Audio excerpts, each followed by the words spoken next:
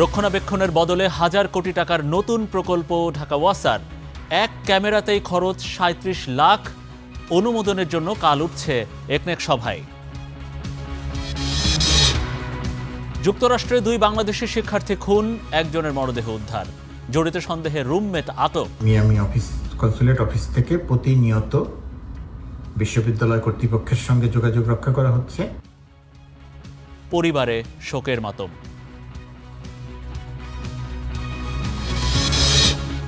জুলাই সনদ অক্ষরে অক্ষরে বাস্তবায়নের অঙ্গীকার প্রধানমন্ত্রীর। বৈষম্যহীন দেশ গড়তে প্রশাসনে স্বচ্ছতা, জবাবদিহিতা নিশ্চিতের আহ্বান। জনগণের সামনে স্বাক্ষরিত জুলাই সনদের প্রতিটি দফা, প্রতিটি অঙ্গীকার অক্ষরে অক্ষরে বাস্তবায়ন করতে সরকার বদ্ধপরিকর। আওয়ামী লীগের মতোই স্বৈরাচারের পথে সরকার, দাবি জামাত আমিরের। ভোটে ব্যর্থ হয়ে অস্থিতিশীলতার চেষ্টায় বিরোধীরা, বলছেন ফখরুল। হাম ও উপসর্গে আরও ১১ শিশুর মৃত্যু, মোট মৃত্যু ছাড়ালো ২৫০। দুর্গম পাহাড়ে বাড়ছে প্রকোপ, টিকা না পাওয়ার অভিযোগ।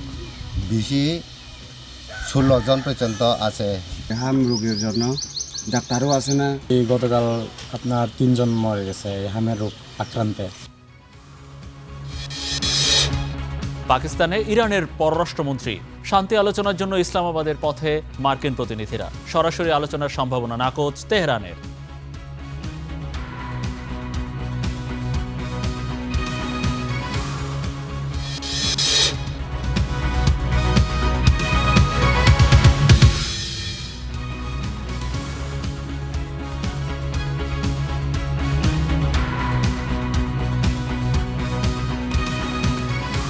দর্শক, আপনাদের সবাইকে শুভেচ্ছা এবং আমন্ত্রণ আমাদের স্টার নিউজ প্রাইমে। আপনাদের সঙ্গে আছি আমি মনিরুল ইসলাম। এতক্ষণ আমাদের শিরোনামগুলো দেখছিলেন, আর এবারে জানাবো বিস্তারিত খবর। রক্ষণাবেক্ষণ করলেও চলে এমন জায়গায় হাজার কোটি টাকার নতুন নতুন প্রকল্প নিচ্ছে ওয়াসা। আর এতে নতুন নলকূপ স্থাপনের চেয়ে বেশি খরচ ধরা হয়েছে সংস্কারে। এক একটি ক্যামেরার খরচ ৩৭ লাখ। সাধারণ কাজের জন্য ২৪টি কম্পিউটারের প্রতিটির দাম ধরা হয়েছে ২.৫ লাখ টাকা করে। সঙ্গে আছে ৩.৫ লাখ টাকা দামের ৬টি মোটরসাইকেলও। অনুমোদনের জন্য প্রকল্পটি কাল উঠছে একনেক সভায়। আমাদের সহকর্মী মাহবুল ইসলামের বিশেষ রিপোর্ট। ঢাকা শহরে পানি সরবরাহে ১২,০০০ কোটি টাকার বেশি ব্যয়ে ২টি শোধনাগার চালু হচ্ছে আগামী ২ বছরের মধ্যে। তাই মধ্যবর্তী সময়ে নগরবাসীকে বিশুদ্ধ পানি নিশ্চিত করতে অস্থায়ীভাবে জরুরি প্রকল্প বাস্তবায়ন করতে চায় ঢাকা ওয়াসা। আগামী ২ বছরের প্রয়োজন মেটাতে নেয়া প্রকল্প বাস্তবায়নে সময় ধরা হয়েছে ৪ বছর। প্রকল্পটির অধীনে ঢাকা শহরে ৩৮৮টি গভীর নলকূপ প্রতিস্থাপন এবং নতুন ৬২টি নলকূপ স্থাপন করা হবে। অবাক করা বিষয় হলো, নতুন নলকূপ স্থাপনে প্রতিটির খরচ ধরা হয়েছে ১,১৩ লাখ। আর পুরনো নলকূপ সংস্কারে প্রতিটির ব্যয় ১,১৪ লাখ টাকা, যেখানে মোট ব্যয় ৮১৩ কোটি টাকা। প্রকল্পের বড় ব্যয় এখানেই। এছাড়া পরামর্শক ব্যয় ৪ কোটি, নিয়ম বহির্ভূত সভার সম্মানী ২৫ লাখ টাকা সহ অন্যান্য ব্যয় ১০৭ কোটি টাকা। প্রকল্পটির মোট ব্যয় ৯২০ কোটি টাকা। ২০ জন জনবলের এই প্রকল্পে ২৪টি কম্পিউটার কেনার জন্য চাওয়া হয়েছে ৫৫ লাখ টাকা। ২,৪০,০০০ টাকা দরের ৫টি ফটোকপি মেশিন আর ৩,৬৭,০০,০০০ টাকা দিয়ে আগুন নির্বাপন ব্যবস্থা নেওয়া হবে। এছাড়া প্রতিটি ৩.৫ লাখ টাকা দামের ৬টি নামি দামি ব্র্যান্ডের মোটরসাইকেল এবং ৩৭ লাখ টাকা দামের বোরহোল ক্যামেরার প্রস্তাব করা হয়েছে প্রকল্পে। এইটা হলো, যদি আমাদের ওই প্রজেক্টটা সঠিক সময় আসতো তাহলে এটা লাগবে, কিন্তু সংখ্যায় এত লাগবে না। এখন আমাদের যেমন ৪৫০টা ধরা হয়েছে, ৬২, ৮৮টা, সেই সময় হয়তো বা দেখা যেত ৩০০ করলেই হইতো। আচ্ছা, অনারিয়াম মিটিং যদি পিএসসি সম্মানী যদি সম্মানী দেওয়া হয় তাহলে পাবে, নাহলে এটা তো গভর্নমেন্টের সাথে আবার ব্যাক করবে। সম্মানী তো এরকম না যে এটা যদি তাকে না দেয়, কারণ সম্মানীটা হলো ওই স্টাফে সই করে, যদি মিটিং এর স্টাফে সই করে সে অনারিয়ামটা নিবে, আবার স্টেশন নিতে পারবে না। সুতরাং প্রকল্পের বিভিন্ন দিক নিয়ে প্রশ্ন তুলেছে পরিকল্পনা মন্ত্রণালয়ের মূল্যায়ন কমিটি। যদিও ঢাকা ওয়াসার দাবি 5 আগস্টের আগে এই প্রকল্পের ব্যয় 1052 কোটি টাকা ছিল। সেখান থেকে 132 কোটি টাকা কমিয়ে নতুন ব্যয় নির্ধারণ করা হয়েছে। প্রকল্প মূল্যায়ন কমিটি পিএসসি সভায় সম্মানী দেওয়ার কোনো বিধান ছিল না এবং আমার জানা মতে এখনো পর্যন্ত এরকম বিধান হয়নি। তো কী কারণে এই পিএসসি সবার জন্য সম্মানী ধরা হয়েছে, এরকম আরও বেশ কিছু খরচ আছে যে এগুলি আরও পুঙ্খানুপুঙ্খ রূপে চেক করে দেখার প্রয়োজন আছে। এখনকার যে সময়টা সরকার এর ঘোষিত নীতি হচ্ছে যে ব্যয় সংকোচন। এই সময় নিতান্ত যদি প্রকল্প একটা নীতিই হয় অন্তর্বর্তীকালীন এবং আপৎকালীন ব্যবস্থা হিসাবে, সেই ক্ষেত্রে অন্যান্য আনুষঙ্গিক খরচে কিন্তু এত বেশি খরচ করার কোনো সুযোগ নাই। প্রকল্পটি বাস্তবায়নে 552 কোটি টাকার ঋণ এবং 368 কোটি টাকার অনুদান ব্যবহার করা হবে। নিউ ইস্কাটনের এই সাইটটিতে রয়েছে মোট 3টি পাম্প।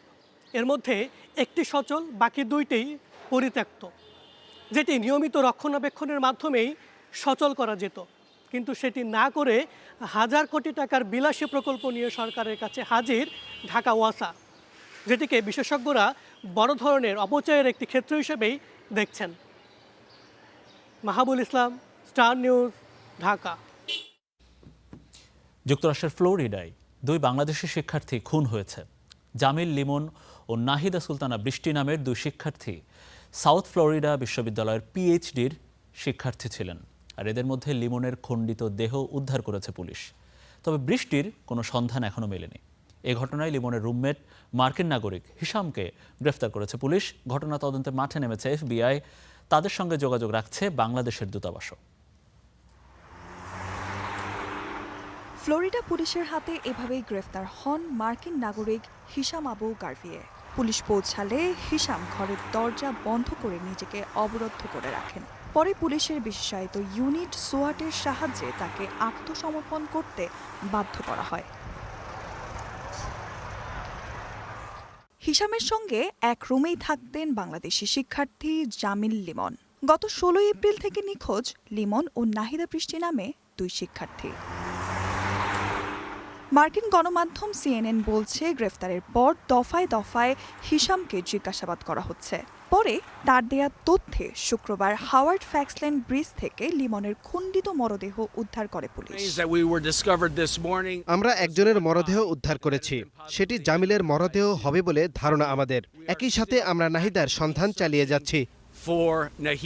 ইউনিভার্সিটি অফ সাউথ ফ্লোরিডার পুলিশ বলছে, সবশেষ গত 16 এপ্রিল লিমন ও বৃষ্টিকে ক্যাম্পাসের আশেপাশে দেখা যায়। তবে বৃষ্টির কোনো হদিস মিলছে না।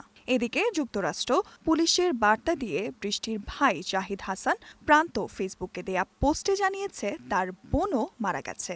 বিভিন্ন আলামতের ভিত্তিতে পুলিশ তাদের এই তথ্য নিশ্চিত করেছে। তবে বৃষ্টির মরদেহের সন্ধান এখনো মেলেনি। ওয়াশিংটনে বাংলাদেশ দূতাবাসের প্রেস মিনিস্টার গোলাম মুর্তজা জানান, লিমনের মরদেহ দেশে পাঠানোর সব প্রস্তুতি নেওয়া হয়েছে। আমাদের এখান থেকে যে অনুযায়ী চাওয়া হবে, পরিবারের যা চাওয়া থাকবে, সেই অনুযায়ী প্রবাসী কল্যাণ মন্ত্রণালয় সর্বতোভাবে সহায়তা করবে। গোলাম মুর্তজা জানান, ঘটনার তদন্তে FBI, টেস্ট ডিপার্টমেন্ট ও বিশ্ববিদ্যালয় কর্তৃপক্ষের সাথে নিয়মিত যোগাযোগ রাখছেন দূতাবাস কর্মকর্তারা। নাহিদা বৃষ্টি এখন কি অবস্থায় আছে, তার ভাগ্যে কি ঘটেছে, আমরা এখনো কিছু জানি না। মিয়ামি কনসুলেট অফিস থেকে প্রতিনিয়ত বিশ্ববিদ্যালয় কর্তৃপক্ষের সঙ্গে যোগাযোগ রক্ষা করা হচ্ছে।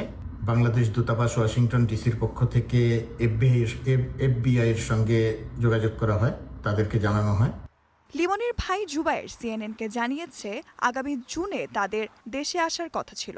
বৃষ্টির সঙ্গে লিমনের বিয়ের কথা চলছিল। Nusrat Jahan, star news. এদিকে যুক্তরাষ্ট্রের নির্মম ঘটনার ভুক্তভোগী বাংলাদেশের শিক্ষার্থী নাহিদা সুলতানা বৃষ্টির পরিবার 1 সপ্তাহ আগে বৃষ্টির বন্ধুদের মাধ্যমে জানতে পারে তার নিখোঁজের খবর। আজ ভোরে তার মৃত্যুর খবর জানতে পারে তার পরিবার। জামিল আহমেদ লিমনের ব্যাপারে এর আগে জানতো না বৃষ্টির পরিবার।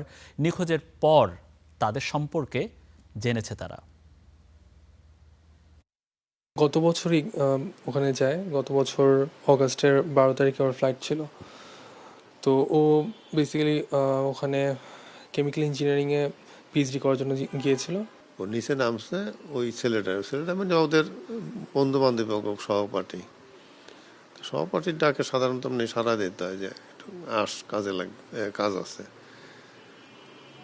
তো ওই নিচে যাওয়ার পর থেকে যেমন রোডে বেরোচ্ছে, এরপর থেকে তার যোগাযোগ বিচ্ছিন্ন, ওর ফোনও পাচ্ছি না।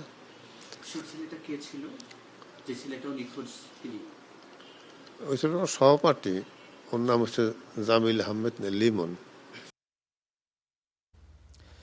বৈষম্যহীন বাংলাদেশ গড়তে প্রশাসনের সর্বস্তরে স্বচ্ছতা ও জবাবদিহিতা নিশ্চিতের নির্দেশ দিয়েছেন প্রধানমন্ত্রী তারেক রহমান। রাজধানীতে বিয়ামের ৩য় ভবন উদ্বোধন অনুষ্ঠানে তিনি এই নির্দেশনা দেন। বৈশ্বিক পরিস্থিতিতে টিকে থাকতে প্রশাসনের কর্মকর্তাদের সময়ের সাথে খাপ খাওয়ানোরও তাগিদ দেন সরকার প্রধান। নির্বাচনী প্রতিশ্রুতি হিসেবে জুলাই সনদ বাস্তবায়নে বিএনপি সরকারের ইতিবাচক অবস্থাও তুলে ধরেন তারেক রহমান।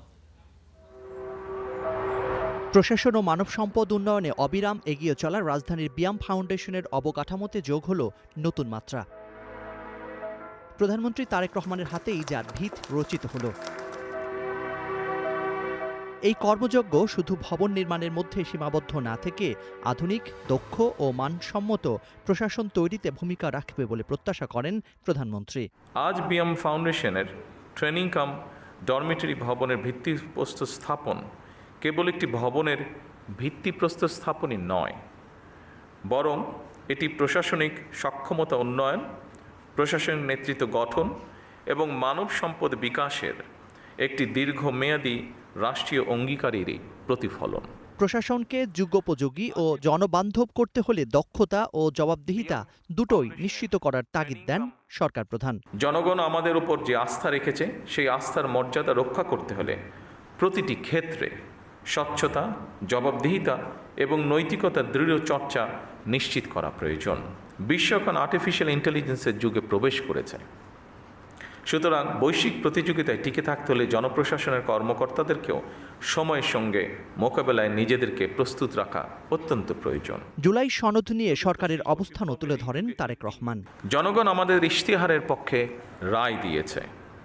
সুতরাং বর্তমান গণতান্ত্রিক সরকার নির্বাচনী ইশতেহার এবং জনগণের সামনে স্বাক্ষরিত জুলাই সনদের প্রতিটি দফা, প্রতিটি অঙ্গীকার অক্ষরে অক্ষরে বাস্তবায়ন করতে সরকার বদ্ধপরিকর। প্রশাসনে পদোন্নতি, নিয়োগ, বদলি সহ সব ক্ষেত্রে মেধা ও দক্ষতাকে মানদণ্ড করার নির্দেশনা দেন প্রধানমন্ত্রী। আপনাদের প্রতি আমার আহ্বান, নিজেদেরকে শুধু প্রশাসনিক কর্মকর্তা হিসেবে নয়, বরং জনগণের সেবক এবং বন্ধু হিসাবে ভাবুন। Zakaria Ahmed, star news, Dhaka. উচ্ছেদ হওয়া হকারদের দ্রুত পুনর্বাসনের নির্দেশ দিয়েছেন প্রধানমন্ত্রী। দুপুরে তেজগাঁওয়ের কার্যালয়ে অনুষ্ঠিত এক বৈঠকে এই নির্দেশনা দেন তিনি। বৈঠকে স্থানীয় সরকার বিভাগ, ঢাকা উত্তর ও দক্ষিণ সিটি কর্পোরেশন, রাজধানী উন্নয়ন কর্তৃপক্ষ রাজুক ও ডিএমপির ঊর্ধ্বতন কর্মকর্তারা উপস্থিত ছিলেন। এ সময় তারেক রহমান বলেন, উচ্ছেদ হওয়া হকারদের এমন জায়গায় পুনর্বাসন করতে হবে যেখানে তারা স্বাচ্ছন্দ্য ও উৎসাহের সঙ্গে ব্যবসা করতে পারবেন। বৈঠকে বলা হয়, নিবন্ধনের মাধ্যমে হকারদের পরিচয়পত্র দেওয়া হবে যাতে তাদের কার্যক্রম সুশৃঙ্খলভাবে পরিচালনা করা যায়।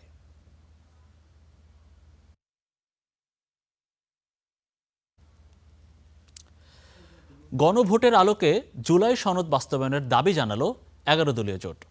সোহরাওয়ার্দী উদ্যানে আয়োজিত এক সমাবেশে জোটের নেতারা বলেন, গণভোটের রায় মেনে না নেওয়া পর্যন্ত সংসদের ভেতরে বাইরে আন্দোলন চলবে। পতিত সরকারের মতো বিএনপিও ফ্যাসিবাদের পথে হাঁটছে বলে অভিযোগ করেন তারা। জুলাই শহীদ পরিবার এবং জুলাই যোদ্ধাদের নিয়ে আয়োজিত এই সমাবেশে নেতারা এসব কথা বলেন। গণভোটের আলোকে জুলাই সনদ বাস্তবায়নের দাবিতে জুলাই শহীদ পরিবার ও জুলাই যোদ্ধাদের নিয়ে সোহরাওয়ার্দী উদ্যানে জামাত ইসলামীর এই সমাবেশ। দেশের বিভিন্ন জেলা থেকে আসা জুলাই শহীদ পরিবার ও আহত জুলাই যোদ্ধারা সমাবেশে যোগ দেন। দুপুরের আগেই পূর্ণ হয়ে যায় সোহরাওয়ার্দী উদ্যান। গণভোটের রায়ের আলোকে জুলাই সনদ বাস্তবায়নের দাবি ব্যানার ফেস্টুনে তুলে ধরেন তারা। তাদের দাবি, সরকার ক্ষমতায় এসে জুলাইকে ভুলে গেছে।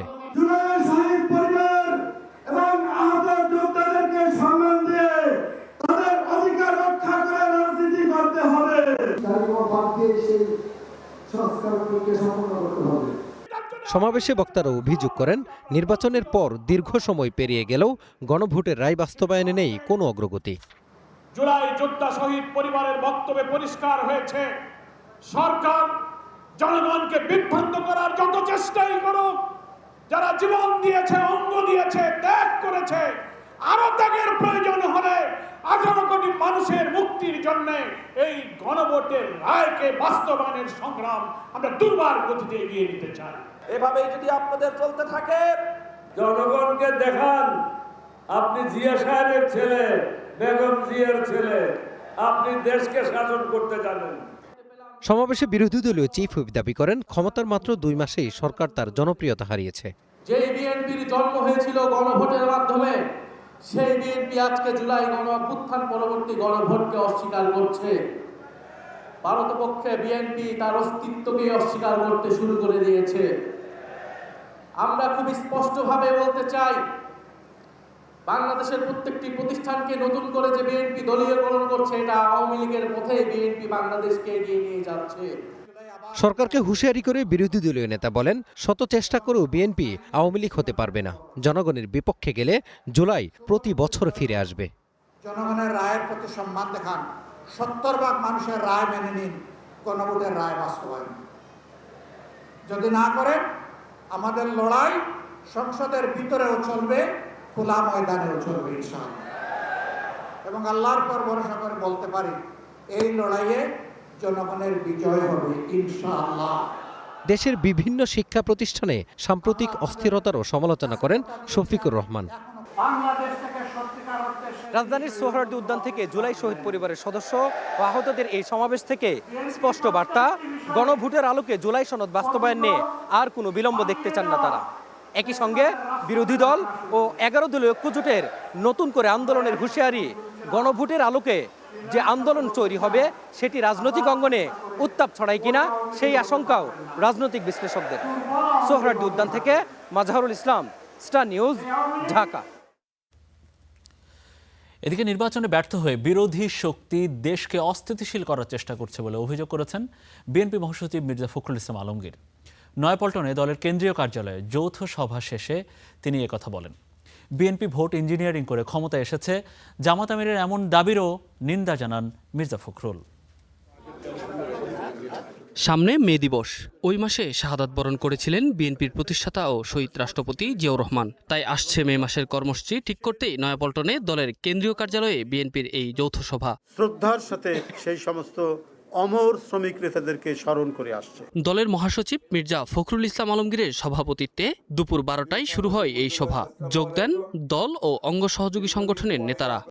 মে দিবস শুধু একটি দিবস নয়।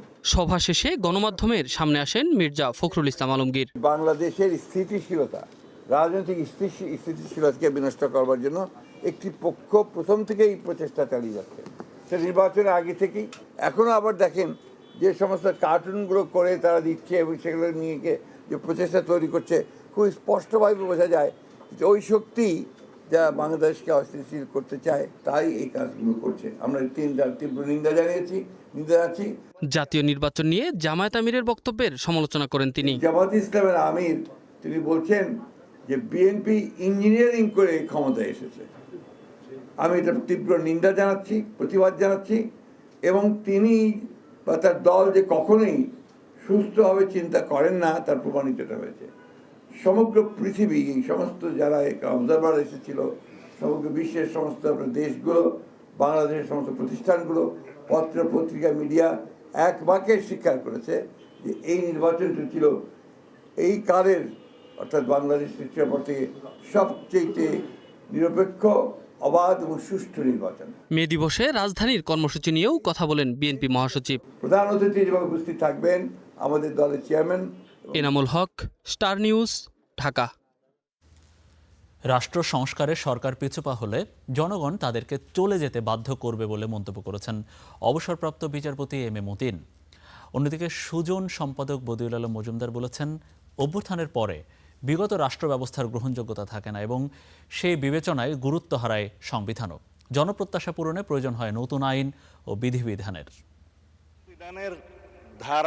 নতুন সরকার দায়িত্ব গ্রহণের পর পেরিয়েছে 2 মাসের বেশি সময়। এর মাঝে বাতিল হয়েছে গণভোট অধ্যাদেশ, জুলাই জাতীয় সনদ বাস্তবায়নে রাষ্ট্রপতির আদেশকেও অবৈধ বলছে বিএনপি।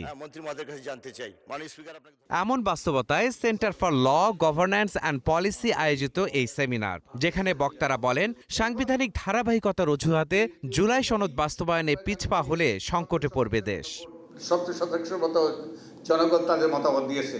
তো এই জনগণ এই মতামত দেওয়া মানে কি? গণভোটের মাধ্যমে they have express their will. এবং সংবিধানটা কি? উইল অফ দ্য পিপল, জনগণের অভিপ্রায়ের অভিব্যক্তি। এবং এই জুলাই চার্টার হলো জনগণের অভিপ্রায়ের অভিব্যক্তি। এটা নিয়ে এত গড়িবসি কেন? এই সংবিধানটায় ঢুকবেন কিভাবে? এই সংবিধানটা যেদিন শেখ হাসিনা পালাইছেন লক হয়ে গেছে নির্বাচন প্রসঙ্গটা, কারণ 90 দিনের মধ্যে নির্বাচন হয় নাই। তারপরে বলা নাই যখন মন চায় তখন করবেন, তাহলে ওটা লক হয়ে গেল। আপনি ঢুকবেন কিভাবে? 2টা অপশন, নির্বাচন হয়ে গেছে, 2/3 মেজরিটি পাইছেন, হয় আপনি ধাক্কা দিয়ে ঢুকে যাবেন দরজা ভেঙে, অর্থাৎ সংসদের দরজা, সংবিধানের দরজা ভেঙে ঢুকে যাবেন, আর নয়তো জুলাই সনদ দিয়ে ঢুকবেন।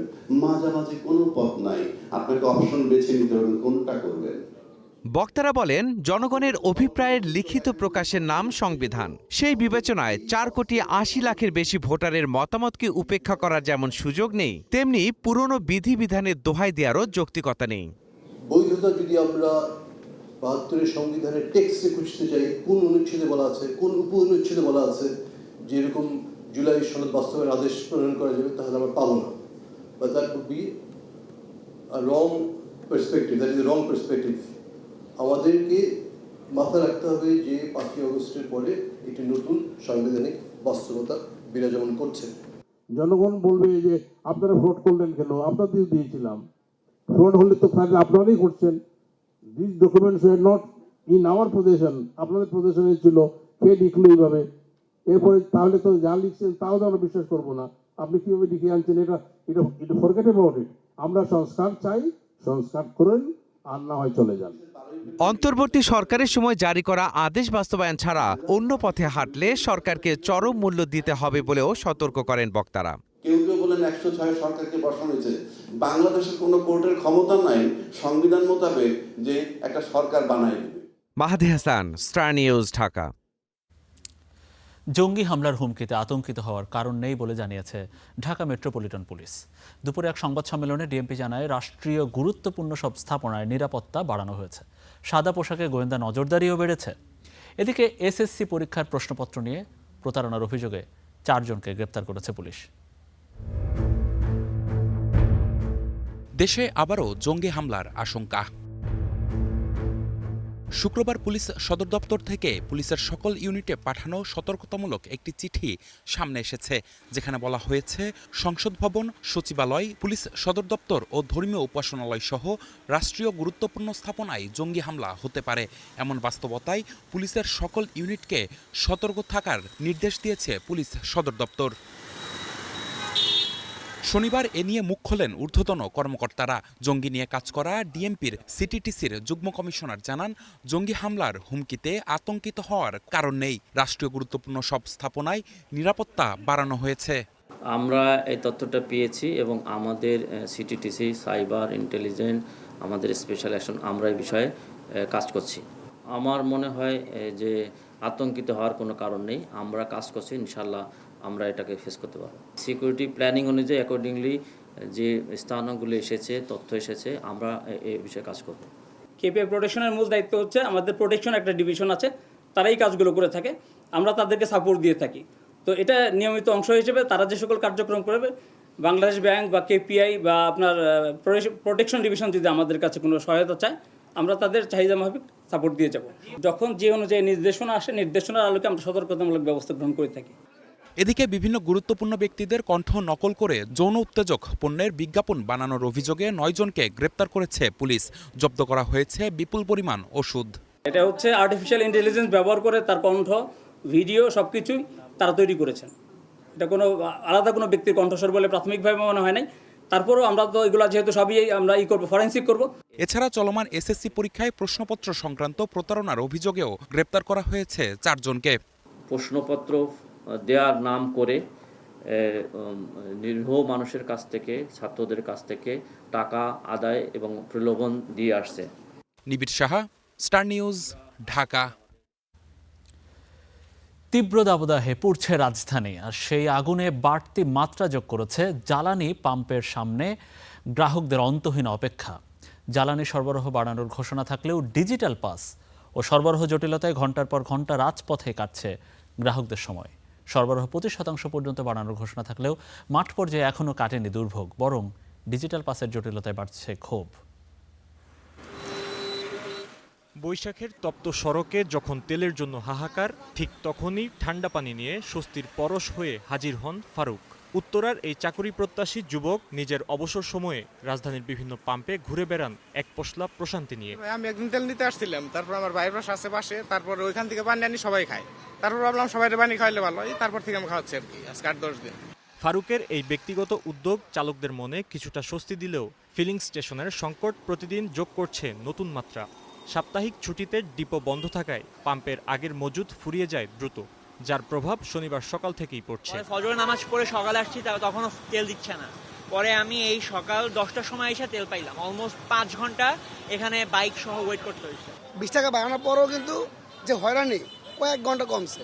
আমি সকাল 5:30টায় আসছি, এখন আমি তেল পাই নাই, তেল পাবো।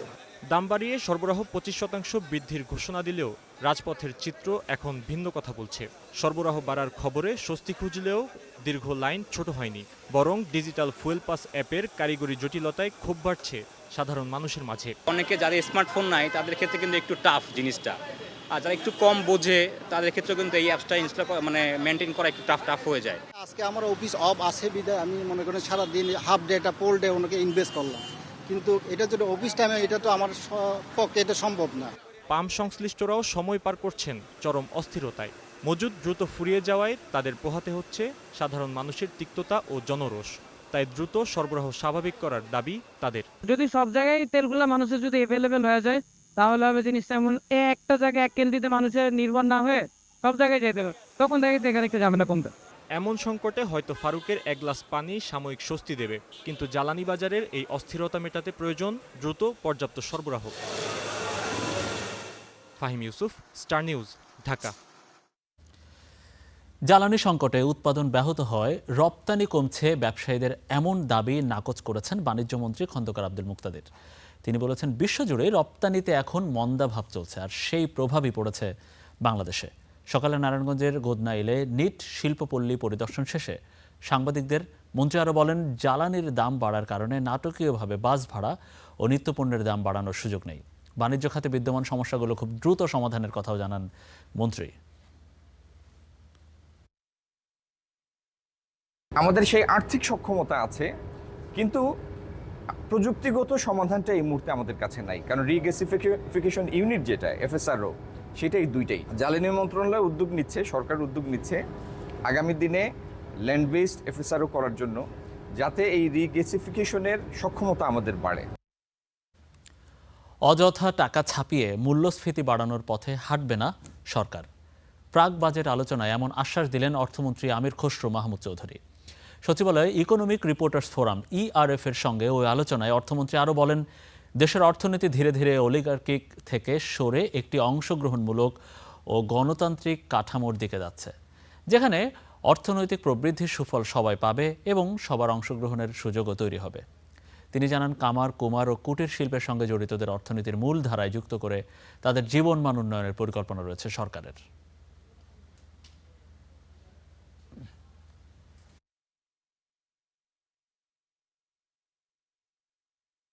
ব্যাংকগুলো আজকে খালি হয়ে গেছে, আপনি শেয়ার বাজার লুটপাট করে ফিনিশড হয়ে গেছে। তো এইরকম একটা জায়গা থেকে আমরা যখন ফিরে আসতে চাচ্ছি, এখন আমাদের ফিনান্সিয়াল সেক্টর রেজুলেশনের একটা বিষয় আছে, সাথে সাথে সব আন্ডার ক্যাপিটালাইজড। আপনি ব্যাংকগুলো আন্ডার ক্যাপিটালাইজড হয়ে গেছে, প্রাইভেট সেক্টর আন্ডার ক্যাপিটালাইজড হয়ে গেছে, আপনার 40% কারেন্সি ডেপ্রিসিয়েশনে নাই, যেখানে ইকোনমি যেখানে দাঁড়িয়ে আছে, এখানে ট্যাক্স জিডিপি ইনক্রিজ করা একটা বিশাল কঠিন জব। কারণ ব্যবসায়ীদের ব্যবসা বাণিজ্য হলে না আপনি ট্যাক্স দেবেন, ট্যাক্স আছে, খুবই খারাপ অবস্থা। আর এই মুহূর্তে স্টার নিউজ প্রাইমে আমরা ছোট্ট একটা বিরতি নিচ্ছি, ফিরবো একটু পরে।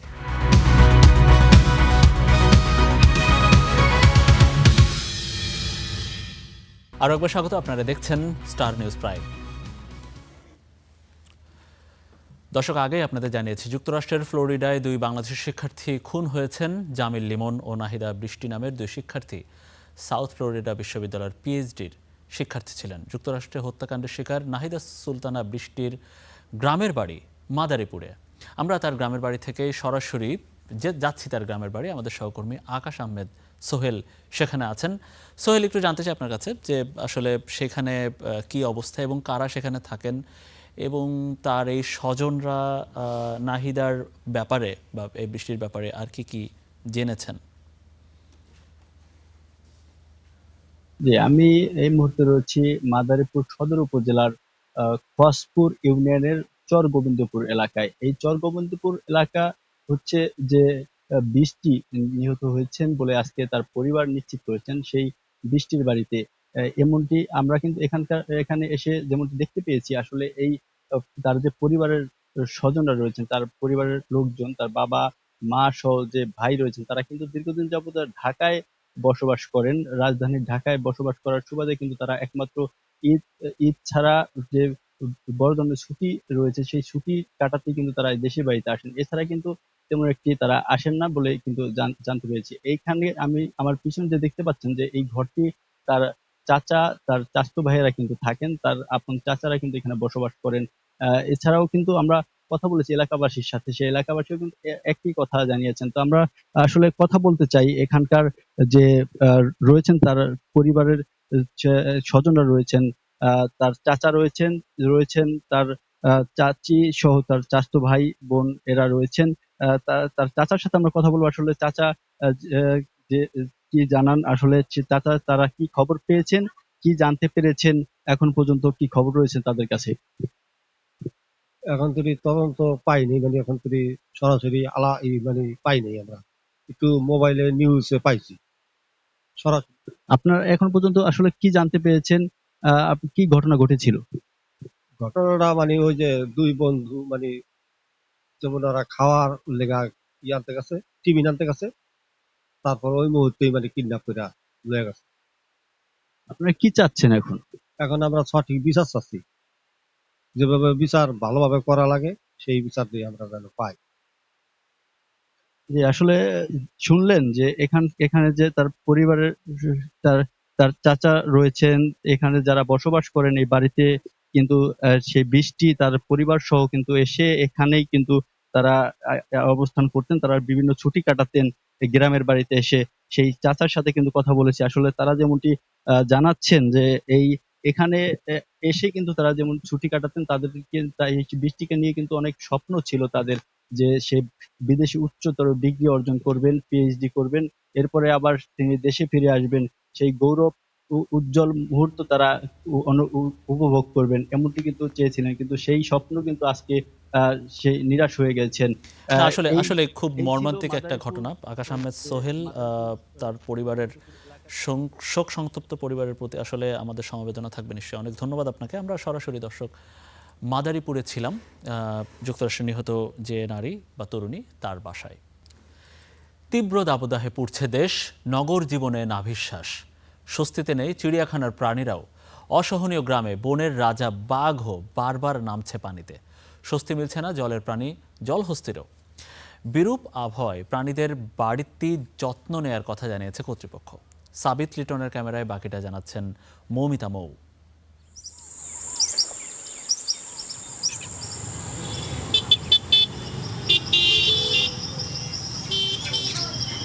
বৈশাখের তপ্ত দুপুর যেন ঝরাচ্ছিল আগুন, সেই আগুনে নাভিশ্বাস নগরবাসীর। মানুষ তো তবু খুঁজে নিতে পারে স্বস্তির আশ্রয়, কিন্তু চিড়িয়াখানার বন্দি প্রাণীরা?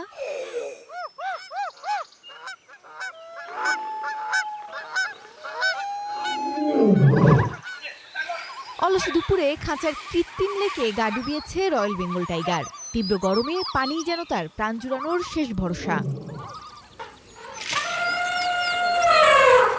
হাতিগুলোও যেন খুঁজছিল দুদণ্ড স্বস্তি।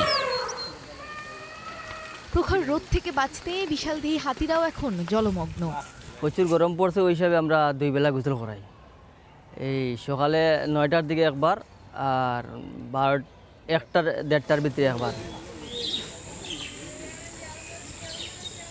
জলে থেকেও যেন স্বস্তি নেই জলহস্তির, তাই কাদামাটির শীতল প্রলেপেই খুঁজছে আরাম।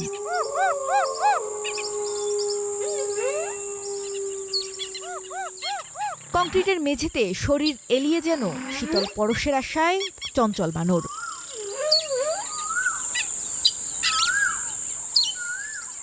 শান্ত জিরাফ আর জেব্রাদের অবস্থাও গরমে কাহিল। গাছের ছায়ায় আশ্রয় খুঁজছিল চঞ্চল হরিণ। তীব্র গরমে বন্যী প্রাণীদের সুস্থ রাখতে বাড়তি ব্যবস্থা নিয়েছে চিড়িয়াখানা কর্তৃপক্ষ। খাবারে বাড়ানো হয়েছে পানির পরিমাণ, দেয়া হচ্ছে গ্লুকোজ আর রসালো ফল। আমরা তাদের যে খাবার পানি, সেই খাবার পানিতে স্যালাইন এবং vitamin C, vitamin B complex এগুলো সংযোজন করছি। বনের প্রাণীদের চিড়িয়াখানায় ভালো রাখার ব্যবস্থাপনা হয়তো কর্তৃপক্ষের আছে, কিন্তু খাঁচাবন্দি প্রাণীরাই প্রকৃতির বৈরী পরিবেশে সবচেয়ে বড় শিকার। মানুষ যখন এই তীব্র গরমে এসি কিংবা ফ্যানের নিচে একটু স্বস্তি খুঁজে, তখন চার দেয়ালের ভেতর বন্দি এই প্রাণীগুলোর সম্বল কেবল তপ্ত দীর্ঘশ্বাস। মিরপুর চিড়িয়াখানার এই নির্বাক প্রাণীগুলো না পারছে কষ্টের কথা বলতে, না পারছে এই তীব্র গরম সহ্য করতে। মানুষের সৃষ্টি এই কৃত্রিম অরণ্যে ওরা কেবল টিকে থাকার লড়াইটাই করে যাচ্ছে। মিরপুর চিড়িয়াখানা থেকে মৌমিতা মৌ, স্টার নিউজ, ঢাকা। দেশের ৯০% মানুষকে 5G সেবার আওতায় আনতে চায় সরকার। স্মার্ট মোবাইল ফোন সেটের সর্বনিম্ন দাম আনতে চায় ২৫০০ টাকায়। এছাড়া বিলের কর কমিয়ে যৌক্তিক পর্যায়ে আনা হবে বলে জানিয়েছেন প্রধানমন্ত্রীর তথ্য প্রযুক্তি টেলিযোগাযোগ উপদেষ্টা। দুপুরে টেলিযোগাযোগ নীতিমালা নিয়ে এক সেমিনারে এসব কথা বলেন তিনি। মোবাইল ফোনে প্রতি ১০০ টাকার রিচার্জে কর হিসেবে সরকারি কোষাগারে যায় ৩৮ টাকা। এতে ৬২ টাকার সেবা পান গ্রাহক। এই নীতি সঠিক নয় উল্লেখ করে একে যৌক্তিক পর্যায়ে আনতে চান প্রধানমন্ত্রীর তথ্য প্রযুক্তি উপদেষ্টা। জানান, ইন্টারনেটের সর্বনিম্ন গতি হবে ১০০ Mbps। 5G for 90% of the population and 100 meg for 90% of the population. How we'll do it? সেটা সরকার আমাদের মানে বিটিআরসি আপনার ইন্ডাস্ট্রি সবার সাথে কথা বলে আমরা ঠিক করব। ১০০ টাকার মধ্যে মাত্র ৬২ টাকার সার্ভিস পাচ্ছে। We want to make it fair and equilibrium. Target যে ডিভাইস কস্ট ২৫০০ থেকে ৩০০০ টাকাতে নিয়ে আসে। এর আগে অন্তর্বর্তী সরকারের টেলিযোগাযোগ নীতিমালা সমালোচনা করে ইন্টারনেট ব্যবসায়ীরা বলেন, এতে রাজস্ব কমবে, বাড়বে বিদেশি প্রতিষ্ঠানের আধিপত্য ও নিরাপত্তার শঙ্কা। প্রক্রিয়াটার মধ্যে একটা লুকোচুরি, প্রক্রিয়াটার মধ্যে এক ধরনের আপনার তাড়াহুড়া, এবং প্রক্রিয়াটার মধ্যে বেশ খানিকটা পক্ষপাতিত্ব, বড় রকমের পক্ষপাতিত্বর লক্ষণ আমরা দেখেছিলাম। বিটিআরসি এখন বাধ্য হয়ে বলতে হচ্ছে যে বিভিন্ন পরামর্শক প্যানেল তৈরি করেছিল, যেটা তালিকা আসলে কেউ কোনোদিন দেখে নাই। তবে ব্যবসায়ীদের এই অভিযোগ নাকচ করে বিটিআরসির চেয়ারম্যান জানান, সে নীতিমালা তৈরি হয় আলোচনার মধ্য দিয়েই। বিদেশি বিনিয়োগ অনুপ্রাণিত করা হলেও রয়েছে সরকারি নিয়ন্ত্রণ। We cannot listen to you. আপনাদের সব কথা শোনা যাবে না কেন? এই জন্য because of that cognitive dissonance, because আপনারা সবাই চান সবকিছু করতে, which is not possible. We cannot listen to that. But we have heard you. আপনারা বলতে I challenge you বলেন যে আপনাদের কথা শোনা হয় না, মানে হিয়ার পয়েন্ট অফ ভিউ থেকে শোনা হয় না। I challenge you, you cannot find out. এবং এই ইন্ডাস্ট্রিতে যেটা কোনোদিন হয় নাই, আমরা মন্ত্রণালয়ে কি প্রপোজাল পাঠাচ্ছি, we have shared with the industry. লুকোচুরি করেছি। We have taken more than 1 year time. এদিকে দেশের টেলিযোগাযোগ সেবাকে এগিয়ে নিতে টেলিটক ও বিটিসিএল এর সেবার মান উন্নয়নের তাগিদ দেন বক্তারা। ধ্রুব ইকরামুল, স্টার নিউজ, ঢাকা। দেখছেন স্টার নিউজ প্রাইম, আমরা ফিরছি কিছুক্ষণ পরেই, আমাদের সাথেই থাকুন।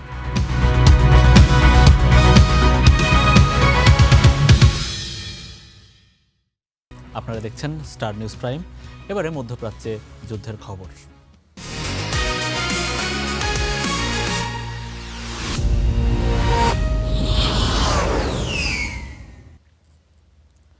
যুক্তরাষ্ট্রের সাথে সম্ভাব্য আলোচনা নিয়ে পাকিস্তানের কাছে নিজেদের অবস্থান তুলে ধরেছে ইরান। ইসলামাবাদে পাকিস্তানের সেনাপ্রধান আসিম মুনিরের সাথে বৈঠক করেন পররাষ্ট্রমন্ত্রী আব্বাস আরাকচির নেতৃত্বাধীন ইরানি প্রতিনিধি দল। আর এর আগে ট্রাম্প দাবি করেন ইরান যুক্তরাষ্ট্রের সাথে আলোচনার জন্য প্রস্তুত, তবে তেহরান সাফ জানিয়ে দিয়েছে মার্কিন প্রতিনিধিদের সাথে সরাসরি কোনো আলোচনায় তারা অংশ নিচ্ছেন না, বরং ইসলামাবাদে পরোক্ষ আলোচনার ইঙ্গিতে দিচ্ছে ইরান। গতকাল গভীর রাত থেকে ইসলামাবাদে অবস্থান করছে ইরানের প্রতিনিধি দল। আজও ইসলামাবাদে ব্যস্ত সময় পার করছে পররাষ্ট্রমন্ত্রী আব্বাস আরাকচির নেতৃত্বাধীন আলোচক দলটি। মধ্যস্থতাকারী দেশ পাকিস্তানের সেনাপ্রধান ফিল্ড মার্শাল আসিম মনিরের সঙ্গে বৈঠক হয় ইরানি প্রতিনিধি দলের। এতে যুক্তরাষ্ট্রের সাথে যুদ্ধের অবসানে শান্তি চুক্তি নিয়ে নিজেদের পর্যবেক্ষণগুলো তুলে ধরে তেহরান। বৈঠকে উপস্থিত ছিলেন ইরানের উপপররাষ্ট্রমন্ত্রী কাজেম গরিবাবাদী, রাষ্ট্রদূত রেজা আমিরি, পররাষ্ট্র মন্ত্রণালয়ের মুখপাত্র ইসমাইল বাঘাই আর পাকিস্তানের স্বরাষ্ট্রমন্ত্রী মহসিন নাকভি সহ বেশ কয়েকজন শীর্ষ কর্মকর্তাও এতে অংশ নেন। শুরুতেই জানা গেছে যুক্তরাষ্ট্রের সাথে কোনো সরাসরি আলোচনার পরিকল্পনা নেই তেহরানের। তারপরও যুদ্ধের অবসান ও শান্তি প্রতিষ্ঠার লক্ষ্যেই পাকিস্তানের উচ্চ পর্যায়ের কর্মকর্তাদের সঙ্গে বৈঠক করে যাচ্ছে ইরান।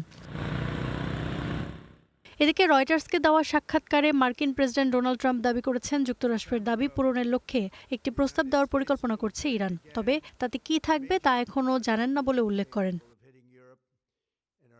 শান্তি আলোচনা নিয়ে কোনো রকম চাপ বোধ করছে না ইরান। দেশটির প্রতিরক্ষা মন্ত্রণালয় বলছে যুক্তরাষ্ট্রই যুদ্ধ থেকে মুখ রক্ষার পথ খুঁজছে। চলমান কূটনৈতিক প্রচেষ্টায় অগ্রগতি নিয়ে আশাবাদী তুরস্ক। দেশটির পররাষ্ট্রমন্ত্রী হাকান ফিদান বলেছেন, পাকিস্তানে আলোচনায় ইরানের পারমাণবিক উচ্চাকাঙ্ক্ষা নিয়ে সৃষ্ট সমস্যাগুলোর সমাধান আসতে পারে। এমনকি ইরান মার্কিন চুক্তি হয়ে গেলে হরমুজে মাইন নিষ্ক্রিয়করণে আঙ্কারা ভূমিকা রাখতে পারে কিনা সেটিও বিবেচনার কথা বলেছেন মন্ত্রী। Iffat Ira, star news. দর্শক, এই ছিল আমাদের স্টার নিউজ প্রাইমের আয়োজনে। এতক্ষণ আমাদের সাথে থাকার জন্য আপনাদের সবাইকে অনেক অনেক ধন্যবাদ।